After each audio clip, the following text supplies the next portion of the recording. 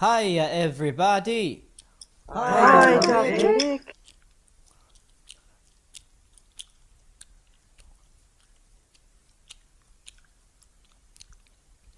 I've been really busy recently, so this episode isn't that good.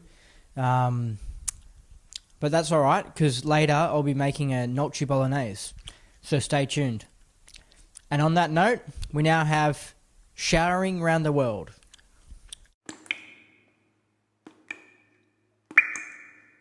Hi, welcome to Showering Around the World, and this is a 1960s bathroom. If you see here, we've got the sink there, a mirror there, a bath that's a bath/shower in one, and the shower nozzles there. And here's a little cupboard thing. If you come in, you'll be able to see more. This here is a shower. It's got a clear shower curtain, which I think is strange because people can't walk into the shower while someone else is having a shower. But, you know, this isn't from the 60s, a shower curtain. I don't know when they invented clear plastic ones, but it's really unusual. Anyway, so here's a nozzle, which is a classic one from the 60s, a big, wide sprayed, and it's really nice on those cold mornings and stuff because it doesn't just spray the hot water in one little spot, it sprays it all over like a big shower, so you don't get, you know, cold feet or something like that, or cold elbows. It sprays it all over, so that's great. I rate these 60s bathrooms, by the way. They're the knobs. One of them is broken, as you can see, with old age.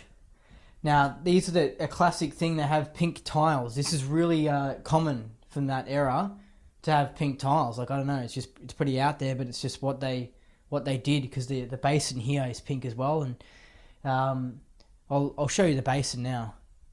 So here is the basin. It's got the whole pink thing, and these are the knobs for it, and slightly broken because they're old, of course. I'll just give this a little tightening up.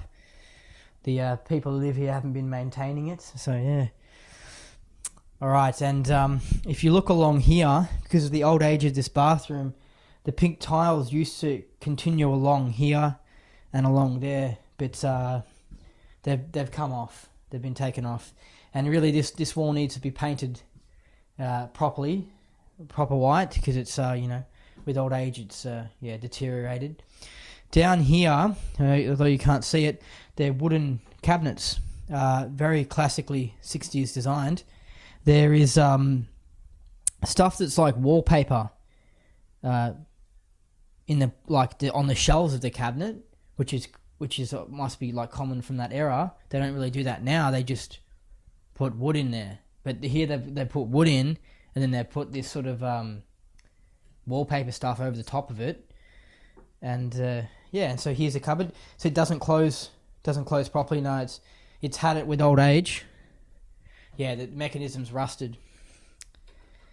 So yeah, it's rusted.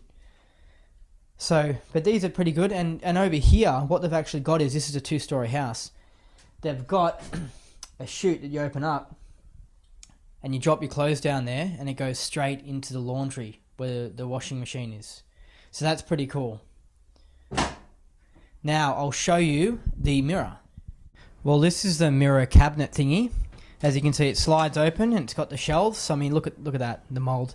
I mean, it's kind of sad being in this bathroom, because it's like you remember what it once was back in the 60s and what it is now, you know. Oh, the 60s.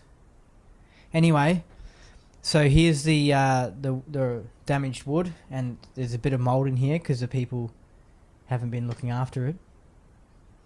Anyway, so the another side here, well, it can fit heaps of stuff. Fit lots of stuff up here, okay, and another shelf down here, and down here, towel holder. It's perfect. The shower's just there. You hop out of it, you grab the towel. It's just perfect, you know. I don't know I'm not expert on bathrooms, but I wonder how this bathroom would be all over the Western world if it really is that common. And I'm suspicious that it is. I'm sure Australian bathrooms are... This is an Australian bathroom, by the way. Melbourne suburban bathroom. I'm sure Australian bathrooms would be a bit different to other Western countries, but I bet you there's similarities. And I wouldn't be surprised if the whole pink thing, they did that. They also did this lime green color or something like that. So I bet you in other countries they probably had that color as well, and those same sort of basins and all that sort of stuff. Look at this. This is the bath tap. Look at that. Off, on. That's how the sprays look back then. None of this fancy thing that the new ones have. Just, that's how they are. They come out like that. That's how it comes out. Now have a listen to this.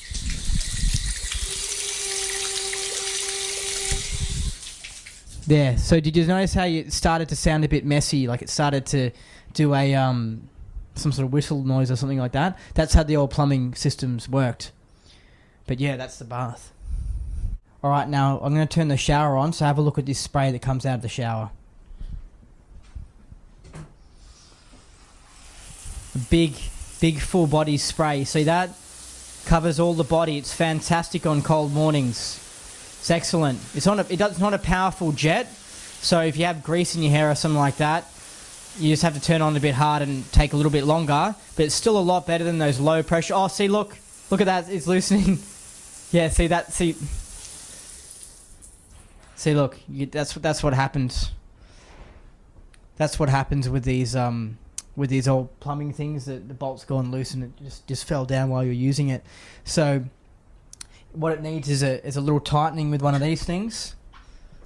Little tightening there, and that'll handle it so it doesn't come loose while you're using it. Now, what I was saying before was about the spray that was coming out of this, is that it isn't massively high pressured, but it still is better than some of these modern ones that have these reducers in them that stop water coming out, to save water. But it's just silly because you have to be in the shower for longer to get clean. So it's just like they shouldn't put them in anyway. But what I'm trying to say is this is an awesome shower head. Like, this is one of my favorite. I mean, it's just a little bit not powerful enough, but it's not so bad that you'll complain about it, pretty much. All right, so that's everything in this bathroom. A retro 60s bathroom. That's it for showering around the world, and I'll see you guys next week.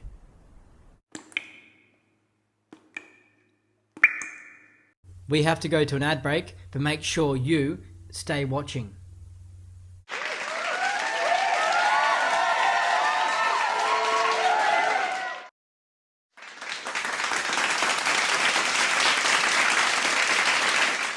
Welcome back.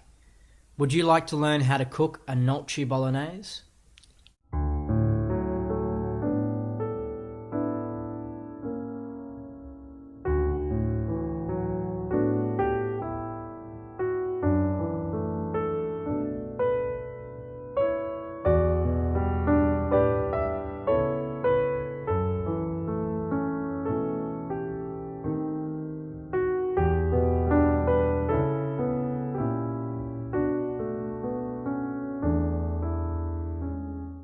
So this is how you make a gnocchi bolognese. We've got the ingredients here, and on this side of the flours is the standard ingredients, and then these ones here are the extra little fancy ones, okay? So these standard ingredients are only $16. And so you can make a massive pot of this for $16, so you can put it in the fridge and feed yourself for days. It's just an absolute bargain. These ingredients here are like butter, salt, olive oil, the things that you would expect to already have in your kitchen anyway. So it's $16 just for the standard stuff. Now I'm including Parmesan cheese in here as well. So for the basic meal, it's just $16, and then for all these extra stuff, like, I mean, sweet chili sauce, I mean, even chicken salt, these are just things that are lying around. Like, you got Vegemite, you know, chuck these things in, and this is cheese, so like grate this and chuck that on or whatever, and it makes it cost more. But it's just, this is the fancy stuff. But today I'm going to do the fancy stuff, but I'll let you know when I'm putting in the fancy stuff, because you don't have to put it in. Okay, so it's real basic. Alright, so we'll go into the kitchen. So here's the kitchen. It's the second set of things that you need to cook a bolognese. And the utensils and that. So the pot with the lid's important. The lid's important as well. You know, the fridge, because it goes straight into the fridge. It's just, this is all perfect and set up and efficient and everything. I forgot to mention that the food was bought by Vanda Automotive. So go there for your automotive needs. So let's get started. The first thing that needs to get done is the garlic. Okay, so first thing you got to do is you got to half cut up the garlic, because later on you're going to put it in and it takes a while to cut up. So the first thing to do is half cut this up so it's ready for later. And so with the gnocchi bolognese, you need to follow a specific routine, and that's part of the whole bolognese thing. It's not just the food ingredients, it's the routine, because it just gets it really, you can just make a bolognese really fast and not wash many dishes and that, and it's just the routine's got to be in. So I'm going to half cut up the garlic. Okay, so while you're cutting, it can get pretty boring, but what you can do is you can pull out your phone and you can play some music. So I'm about to put some lovely 50 Cent on.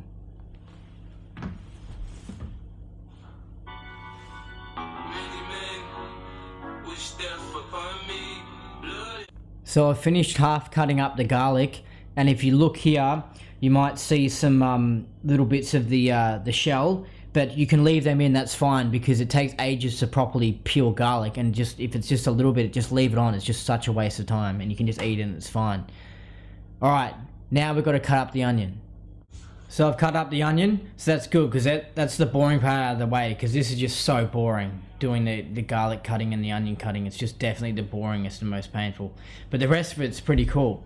So let's go into the kitchen and start frying up this bad boy. Thank you, Father. Okay, so pour in the olive oil in, and don't worry, just put a lot of it. Oh yeah, just put a lot. It's good, it adds the flavour.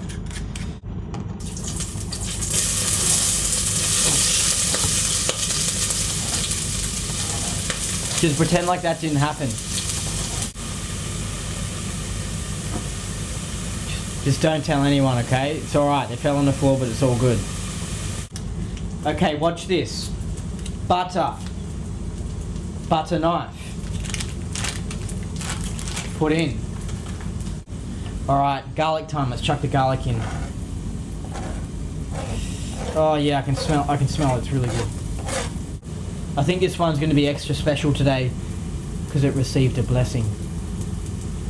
Sorry, I'm getting a bit excited because I think this is going to be the one out of all the gnocchi bologneses. Like something special is happening. It must be the blessing. Sometimes you have to go extremes to make a really good meal. Alright, let's chuck the meat in. That's another thing that's amazing about this meal is I ate, within 24 hours of it, I ate heaps of it 2 days ago. And now I'm up making another pot again, and I'm just as excited as ever. I'm not like, oh no, I have to film it and I have to make another bolognese and I ate all that bolognese. It's just like, no. I'm really looking forward to having it again. And when I ate it within the 24 hours, it wasn't like I got sick of it with each bowl. It was like with each bowl I was like, more and more I wanted it. So it's just an absolutely amazing meal that you just don't get sick of it. So here's where you get the tomatoes ready, because they're going to go in once the meat is browned. So start getting the cans ready. That's what she said. Alright, so the cans are ready, which is just how I like them. And we've got to continue browning this meat because it's not fully brown. Alright, so the meat is brown, so now we chuck the tomatoes in. And at this point I would also put the tomato paste in, but I forgot to buy that because I'm an idiot. But it should taste pretty good because I've got 2 big cans of tomatoes. You probably only need 3 small cans. This is the equivalent of 4 small cans. Anyway, so what you do is now to get that, you put water from the sink and then you pour a little bit of extra water in. There. Now stir it up.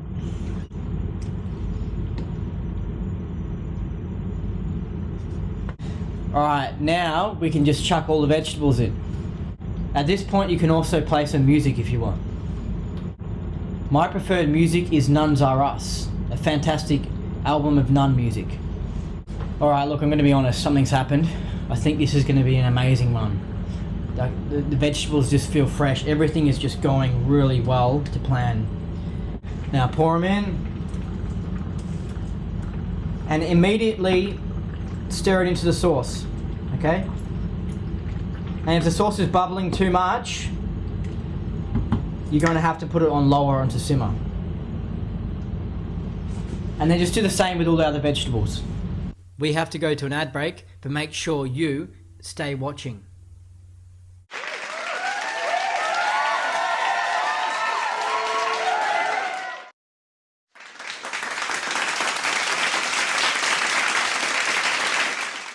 I remember one time when I was at a friend's house and his mum made spaghetti bolognese, and she said, you know, what do you think of it? Do you like it? And I was like, I've had better, and you know, might have sounded a bit rude, but it was just true. Like, it's not that like the bolognese was bad or anything that she made. It's just that, you know, I have had better. Like, it was good. It got the job done and everything, but I have had better. People need to learn how to take constructive criticism. No, I'm kidding. But seriously, they do. No, look, but about that bolognese thing, it was a good bolognese. Like, it was good. Don't get me wrong. It was good. It's just that I have had better. Because they were like, oh, this is an awesome bolognese. Check it out. Oh, it's amazing. Blah, blah, blah. And I was like, I had it and I was like, this is good. Yeah, it's good.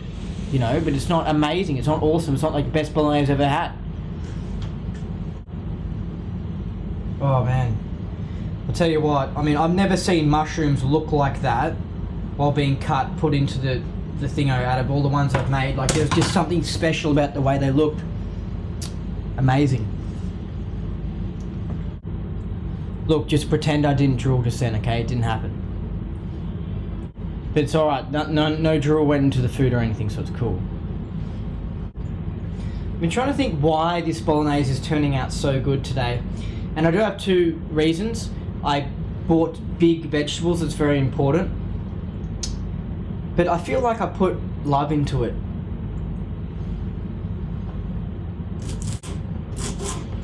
This knife here is an awesome knife. It's it can cut through a shoe. And so I saw it on TV in one of the infomercial things, and I just got excited and I had to get it. That's another specialty of the gnocchi bolognese, is that you put celery in it. People think it's different and whatever, and it is. It's unique to the gnocchi bolognese. So with the carrot, you grate it to put in, you don't chop it up. This is an important thing. The carrot needs to be grated, it needs to be fine for the flavour and stuff. Now, I don't want you grating the other ingredients, it's just this one I want you to grate, okay? So promise me you're not going to grate the other ones. Like if I was going to be a cook at some charity place, soup kitchen or something like that, I could just smash out all these meals for these homeless people for really cheap, really fast, and you know, they'll want to stay homeless forever. Alright, so that's all the vegetables done. Now we get to put all the fancy herbs in it. It's fancy time. Butter. The amount of flavour there is in butter is just unbelievable. I can't believe Subway doesn't have butter. Subway should be shot for not having butter. Oh, avocado. Mixed herbs. Okay, so we've got paprika. Something like that, paprika or something. So this is pretty unusual, but trust me, it works. People will be like, what the hell is he doing? But chuck that in, yeah. Some random spicy big red sauce that looks like tomato. So hopefully this helps. So just lying in the fridge, you just grab random things. Hopefully this helps with the lack of tomato paste. Trick is, you don't want to put too much of it in because it might not go well at all. You know what I mean? But so you just put a little bit of it in just in case, you know. Alright. Now this is Vegemite, but it's actually Mighty Mite. I prefer it to Vegemite. If you mix this with butter on toast, oh, it's the best. It just tastes better than Vegemite, I'll be honest. So you chuck some of this stuff in. Alright, now for the famous chicken salt.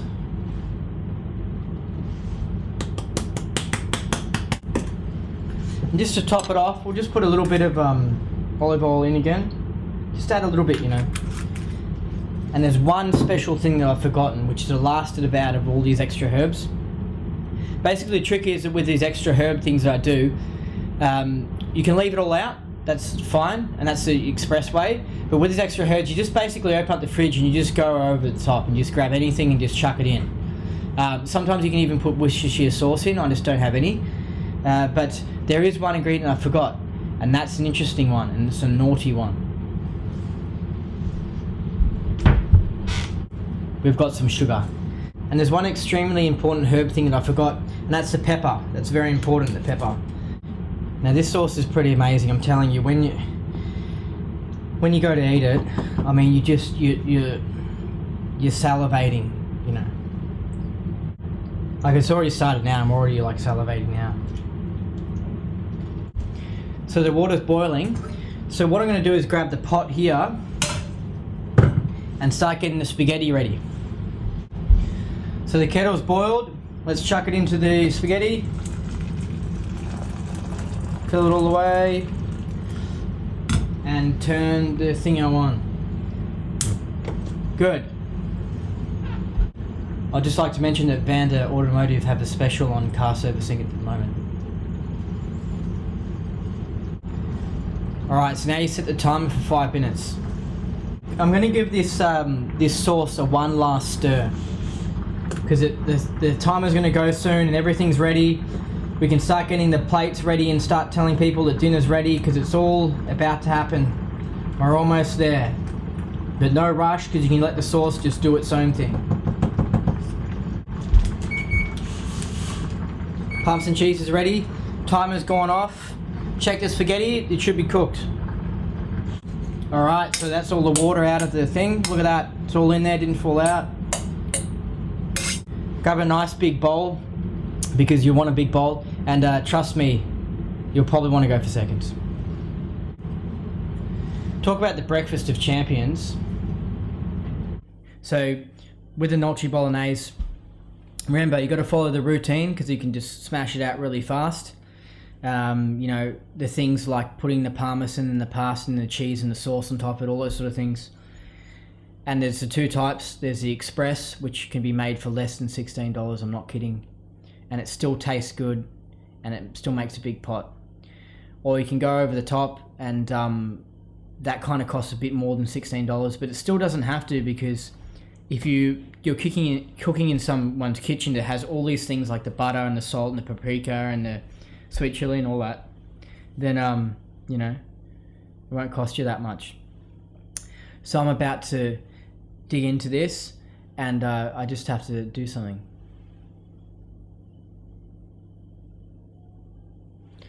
Alright, I can eat now.